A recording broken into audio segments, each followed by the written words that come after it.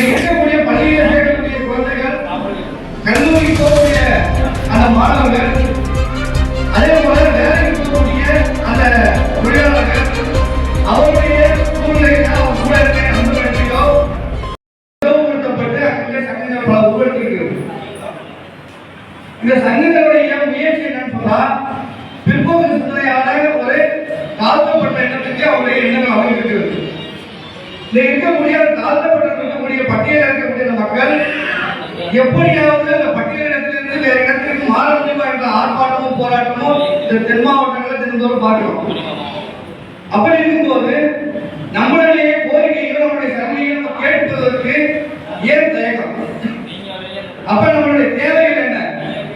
இந்த தேவைகள் யார் செய்வார்கள் என்ற அடுத்தவர்கள் நம்பி வாழ்வதற்கான அடிப்படை விஷயத்தை நம்ம இருக்குவதுதான் அதுக்கு அடிப்படை காரணம். இன்னைக்கு பாத்தீங்கன்னு சொன்னா, ஆரம்ப காலத்துல நம்ம எடுத்துக்கிட்டு கொடுங்க ஜாதி பெயர் மாற்ற வேண்டும். ஏன் ஜாதி பெயர் மாற்றணும்? இந்த ஜாதி பெயர்ல என்ன தவறு இருக்குது?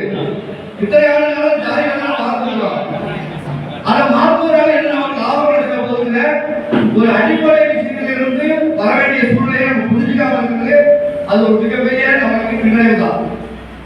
இன்னைக்கு இருக்கக்கூடிய பள்ளியில் சேர்க்கக்கூடிய குழந்தைகள், கல்லூரிக்கு போகக்கூடிய அந்த மாணவர்கள், அதே போல வேலைக்கு போகக்கூடிய அந்த தொழிலாளர்கள், அவருடைய சூழ்நிலையில அவர் கூட இருக்க நண்பர்களையோ அந்த பள்ளிக்கூடத்திலேயோ அவருடைய சாதிப்பை சொல்லும் போது இந்த தொழிலோடு ஒப்பிட்டு இழிவுநிலையோடு அவர் அழைக்கும் போது கூலி குறிக்க வேண்டிய சூழ்நிலை உருவாகும்.